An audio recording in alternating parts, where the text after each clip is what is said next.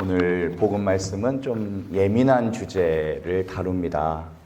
강론 제목이 이혼은 해도 되는가이니까 좀 예민하겠죠? 어떤 분들은 지금 이미 이혼하신 분들도 계실 거고요. 또 이혼을 생각하고 계신 분들도 계실 겁니다. 지금 함께 살고 있어도 이혼한 것과 별반 다르지 않는 상황도 있을 수 있어요. 또 나는 아직 결혼을 안 했기 때문에 난 해당 안 된다라고 하지만 머지않아 결혼을 하게 되면 곧 닥쳐올 우리들의 삶이기도 합니다. 예수님의 갈릴레아 전교가 이제 마지막 단계에 이르렀어요. 이제 십자가밖에 남지 않았습니다.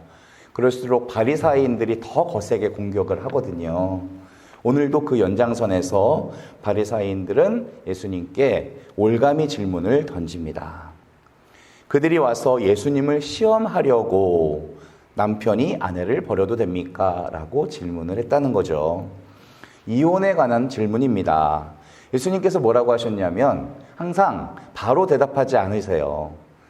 모세는 너희에게 뭐라고 했니? 라고 물으세요. 거꾸로. 그랬더니 그들은 이혼장을 써주고 아내를 버리는 것을 허락했다고 이렇게 얘기를 합니다. 이 내용이 신명기 14장 1절에 나오는데 이혼 증서를 써주면 이혼할 수 있다라고 되어 있어요. 근데 이거는 이혼 증서를 써주면 이혼이 가능하다라는 허락이 아니고요. 본래의 의미는 어쩔 수 없이 헤어질 거면 반드시 이혼 증서를 써주어야 한다라는 뜻이에요. 그게 없으면 여인들은 사회 안에서 정상적인 생활을 할 수가 없었거든요. 이혼 증서를 써준다고 이혼이 합리화되는 건 절대 아닙니다. 이건 말씀을 왜곡한 거예요. 우리도 자기가 유리한 쪽은 막 부풀리고 불리한 쪽은 막 줄이잖아요. 예수님께서는 모세가 그렇게 말한 이유를 정확하게 말씀하세요. 너희 마음이 완고하기 때문에 모세가 그렇게 너희들에게 명령한 것이다. 여기서 완고하다는 말은 악하다라는 말과 같은 단어예요. 이혼을 하려면 합당한 이유를 기록한 증서를 공증받아야 된다. 정당한 사유 없이 이혼을 못하게 만든 겁니다. 이건 전적으로 여자들을 보호하기 위한 목적이 있었어요.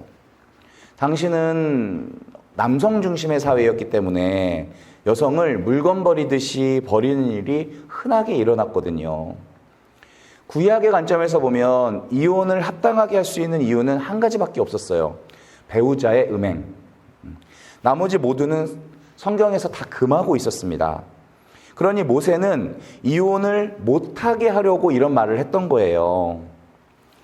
그리고 코린토 1서 7장 11절을 보시면 만일 헤어졌으면 혼자 지내든가 남편과 화해하고 다시 결합해야 된다고 말해요. 이게 무슨 뜻이냐면 이혼이 나 좋으라고 자기 욕망을 채우기 위해서 수단으로 삼아서는 안 된다는 얘기예요. 이혼하는 순간에 이기적일 때가 있죠. 두 사람이 함께 살다 보면 당연히 힘들 때가 있습니다. 안 맞는 게 당연한 거죠. 처음에는 분명히 멋져 보여서 결혼을 했는데 얼마 못 가서 내가 실수했구나. 내가 이 남자 잘못 만났어. 라고 하잖아요. 맞지 않는 것은 근데 참 당연한 일입니다. 헤어질 수밖에 없는 이유를 찾으려면 얼마든지 찾을 수 있어요. 전혀 다른 사람과 만나서 한 이불을 덮고 자는 것은 기적이에요, 기적. 미숙하고 연약한 두 사람이 함께 산다는 것은 그 자체가 위험천만한 일이죠. 그런데 요즘 시대는 예수님의 시대와 상황이 많이 달라요. 요즘 미국 같은 나라는 이혼이 위자료하고 깊이 연관되어 있어요. 얼마 전에도 세계 최고의 부자 아마존이라는 쇼핑몰 창업자가 베이조스라는 사람인데 이혼을 했거든요. 아내에게 자기 재산 절반을 떼어줬어요. 그러니까 이자료를 받는 순간 이 아내 되는 분은 졸지에 세계 부자 랭킹 13위에 올라갔어요. 이혼을 함으로써. 그래서 미국과 같은 나라에서는 이혼 몇 번만 하면 부자가 알그지가 돼요. 그래서 남자들은 돈이 없어서 이혼 못한다라는 말이 맨날 통하는 나라입니다. 근데 예수님 시대는 반대예요. 이혼하는 순간 여자 쪽이 거지가 됩니다. 생존을 유지할 수 없는 최하 계층으로 떨어져요. 평소에 여성의 지위가 낮았는데 이혼까지 하게 되면 더 낮아진 거죠. 성경이 왜 고아와 과부를 배려하라고 강조하는지를 알아야 돼요. 요즘에는 이혼이 흔해졌습니다. 무너지고 깨어지는 가정들이 너무 많아요. 이 가장 중요한 이유 중 하나는 개인주의 때문이에요. 나중심적이거든요. 우리는 그러지 않아도 태생부터가 이기적이에요. 근데 이것이 더 강조되면 강조될수록 상대를 위해서 희생한다는 것 자체가 불가능해져요. 내 성공과 내 행복이 가장 중요해요. 내 감정이 더 중요해서 내가 싫으면 끝이에요. 내 행복에 도움이 안 되는 일이면 얼마든지 배우자를 포기할 수 있는 거예요. 배우자 정도가 아니라 내가 낳은 자식까지도 버리는 세상 아닙니까?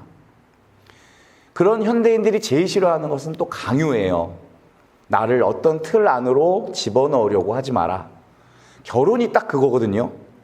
내 그 안에 들어가고 싶지가 않은 거예요. 비틀즈가 Let it be, Let it be 노래 불렀잖아요. 이게 그 가사예요. 뭘 하든지 날 좀 내버려 두라는 거예요. 이걸 통해서 내가 뭘 얻을 수 있는지, 만약에 얻을 수 있으면 하겠다라는 그 뜻이에요. 이런 시대의 흐름 속에서 결혼과 가정은 위기를 맞고 있어요. 내 행복에 도움이 되지 않으면 언제든지 그만둘 준비가 돼 있어요. 결국 결혼 자체를 부정하게 됩니다. 혼자 사는 게 편안해졌어요. 이걸 또 TV 미디어가 막 부추기고 있습니다. 나는 자연인이다라는 거 아세요? 그거 엄청 재밌어요. 저도 맨날 보는데 막 수염 이렇게 기르고 약초 막 캐고 엄청 맑은 정신으로 살아가잖아요. 이게 50대 이상 남성들에게 폭발적인 인기예요. 뭐예요? 나도 저러고 싶다. 나도 혼자 살고 싶다가 여기 깔려 있어요. 가정 다 버리고 싶다는 거예요.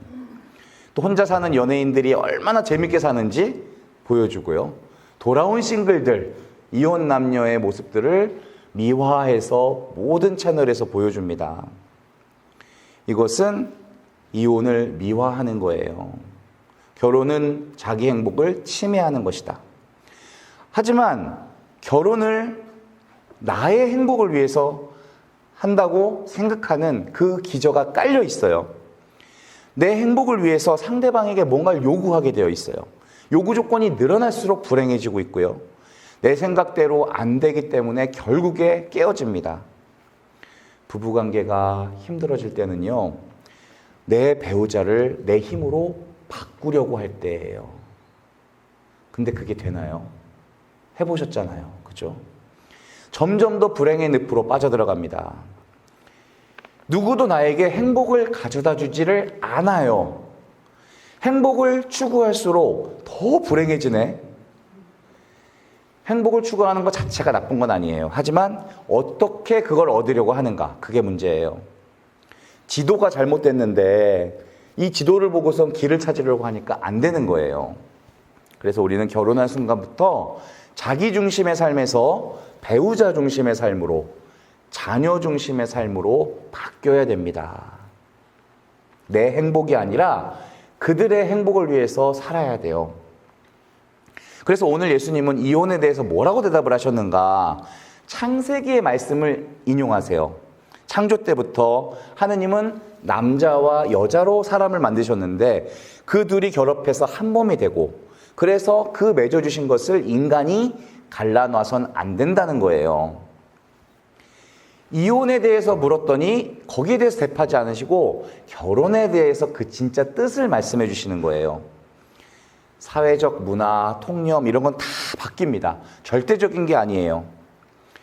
사람이 만든 법도 바뀝니다. 언젠가는. 그것은 기준이 될 수 없다는 거예요. 변하지 않는 것. 이게 바로 하느님의 법이죠. 결혼이란 하느님이 만드신 제도라는 거예요. 사회적 문화 합의를 뛰어넘어 하느님의 기준이 있다는 거. 바리사인들은 이혼을 물었지만 예수님은 그 답보다 결혼이 무엇인가, 결혼에 대한 하느님의 의도를 말씀해 주시는 거예요. 아담이 자고 일어나니까 옆에 예쁜 하와가 생겨 있어요. 너무 좋아했어. 이야말로 내 뼈에서 나온 뼈요, 내 살에서 나온 살이로다 라고 감탄을 하죠. 원래 하나였다는 거예요. 태초부터 우리에게 주신 결혼에는 이혼이라는 여지가 없었어요. 하느님의 짝지어 주신 것을 사람이 나눌 수 없다고 못을 박으셨어요. 우연히 오다 가다 눈이 맞아 결혼한 게 아니라는 거예요. 하느님의 주권적인 역사가 있는 거예요. 두 사람이 마음 맞아 결혼한 것 같지만 그 안에는 하느님의 섭리가 작용했다는 거예요.